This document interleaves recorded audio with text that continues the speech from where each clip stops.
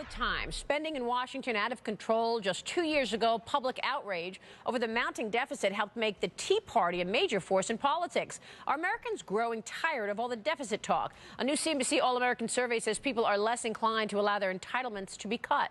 Will the market be the deciding factor in all of this and force us to fix the debt problem? Cato's Dan Mitchell with me, saying it's going to happen sooner than later. Michael Mandel of the Progressive Policy Institute does not think things are nearly as dire. Dan, you're a believer that the market is going to force us to deal with this. Why and how might the market force us to deal with the deficit? It's a simple question of mathematics. If you look at the unfunded liabilities, the promises to spend money that we don't have for Social Security, Medicare, and Medicaid, depending on how you estimate it, can be over $100 trillion. At some point, if we don't fix those programs, and, I'll be a typical cagey economist, I won't pinpoint the date, but at some point, the markets are going to say America's another Greece. It might not be for 10, 15, 20 years, but if we don't fix those programs, they're going to blow up on us. In the short run, we're benefiting from all that European money coming in. If you compare the U.S. to sort of Europe, who's got better governance? Would you rather put your money right now in the U.S. or in Europe? If you compare the U.S. to Japan, would you rather put your money in U.S. or Japan?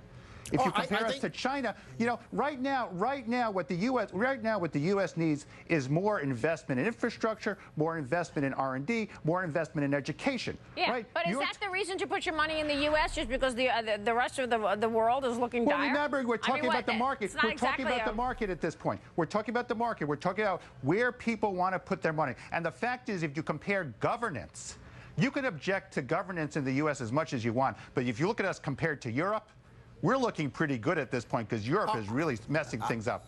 I agree with that, and there's a big flight to safety factor as a lot of money is coming into the U.S. in addition to the UK and Switzerland. Who is more technologically dynamic? Are we more technologically dynamic, or is it Europe? Okay, it's the U.S. Let's not get complacent here. And the rest of it, we don't own innovation, and we don't own, leadership. And that's why we've got to keep investing. That's why it's important to keep investing in R&D and infrastructure and education, precisely, Maria, because we don't own innovation. Okay, if what we do is we end up cutting back and eating our own seed corn by cutting back on R&D, by cutting back on investment, we'll end up 10 years from now, 15 years from now, we'll discover, we cut the deficit, but we lost the economy. Let's say we keep throwing money at the things that we need. We need money in education. We need money in infrastructure. We need money here. We need money there. What happens when we keep spending and the debt comes due and interest rates start soaring and the Chinese demand that they want more interest rates if they're going to... What you want to do is you want to spend the money on things that are going to boost the economy. Like what? Okay.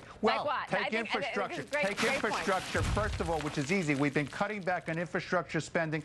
That's the wrong thing to do in the middle of a slow economy. All right, Dan, jump in here. You got the last word here. Go ahead.